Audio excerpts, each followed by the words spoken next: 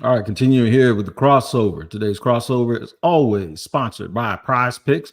Here on Thursday, head on over to Prize Picks, enter the promo code Locked On NFL, and you will receive $50. Is that it, Peter Bukowski? That sounds good to me. Sounds good. Sounds good to you because it sounds good to me. All right, look, we got to make some predictions here. I don't have the Jaguars winning this game. I just think Green Bay is too good in every area. Can I bring up the T word? Go ahead. What? Trap game. That is the word on the minds of Packer fans right now because you get this big win over Houston. Like you saw it. Jair, Stephon Diggs, those dudes do not like each other. There's the pregame scuffle. They talk the entire game. There was a little bit of a playoff chippiness in the way that we watched the Packers play last week. They've got Detroit next week, then a bye, then the Bears, then the 49ers. This is the meat of their schedule coming up. If you're going to come out and no-show because you overlook an opponent, this would be the week. I don't believe in trap games generally. I think it's nonsense. I think championship teams take care of business.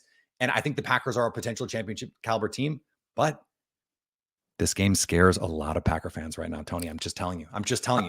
I can understand that, and I can understand why you're afraid because the Jaguars do. Trevor Lawrence is better than people think he is. Okay, yeah.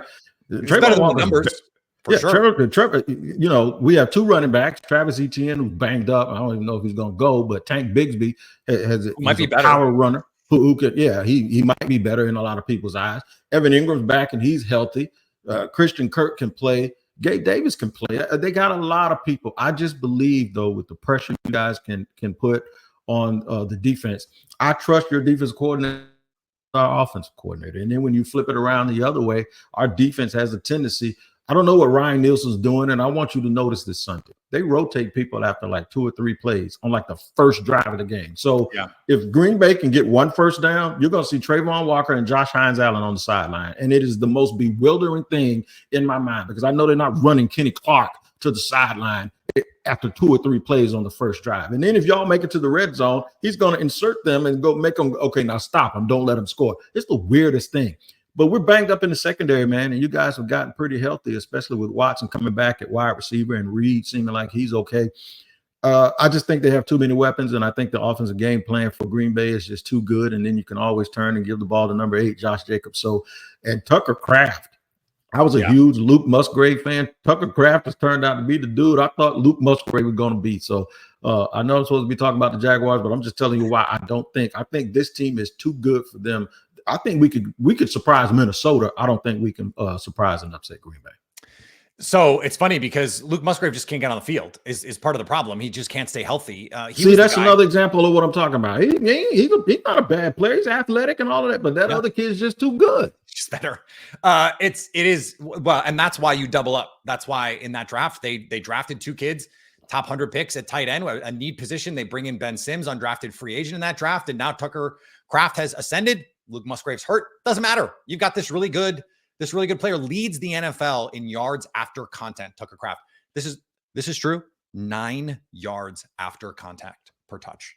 That is crazy. That's if you try and tackle him, he's going to pick up a first down after you try and tackle him. Like he is a nightmare to tackle. And I think this is on both sides of the ball where the game is going to be won and lost. The Jaguars are number 1 in Trevor Lawrence is the number 1 quarterback in EPA throwing to the middle of the field. The Packers defense is 3rd in DVOA defending the middle of the field. They are really good at taking away the one place that this offense has been really good this season.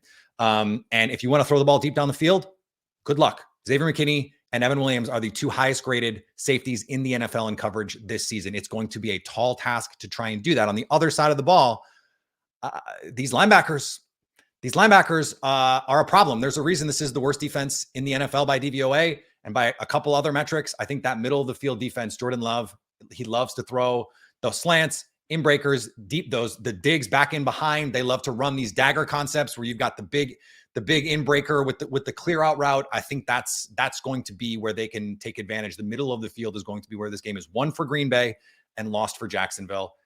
I said it in The Leap, a newsletter I would love for your fans to go subscribe to and check out this week.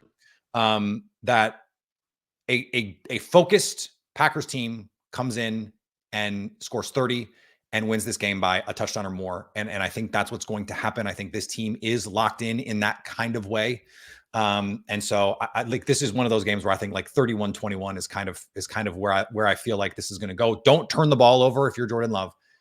And I think that it's just too much right now for these two teams.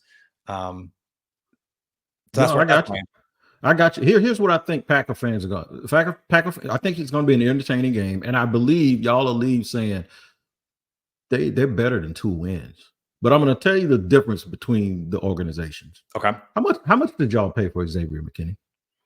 Well, let me rephrase that. How much was his contract? $17 million a year, I think, is the number. Well, that's a lot. So it's probably a little bit more, but I guarantee you, whatever that number is, y'all probably laughed at the fact that we gave Darnell Savage all the money that we were giving him to play slot. And you know, to be honest, he's been a little bit underwhelming for us. Well, and think about this, Tony. The Jaguars gave Gabe Davis $13 million a year. Would you rather have Gabe Davis at $13 million or Xavier McKinney at $17 million? I mean, I'd rather have Xavier McKinney. It's a no-brainer. See, all of it's no-brainers. And that's the point. When you look at the Jaguars, you say, why aren't they better? And when people talk about that point you made up about the money, it's not just the pressure. What it is you're paying guys to be something that they're incapable of being. Yeah. So when let's just say everything the contract, if the answer is right, no, everything is slotted. So you're paying Gabe Davis $13 million. Well, Gabe Davis ain't a $13 million wide receiver, but the expectation is that he will be. And the problem is he's not. So now if a guy tries to overperform the contract, that's where he's not able to do it. And that's the part of the pressure. And I'm glad that you brought that up. It's not like the pressure of just playing a sport that they've been playing since they were kids. It's the pressure of you paid me to be something that I'm not. You can't pay Robin to be Batman. You can't pay either one of them to be Superman. It just doesn't work. And I think that's the problem with the Jacksonville Jaguars. They haven't drafted well enough, so they have to go out and overpay and spend big money in free agency, and it just has not panned out.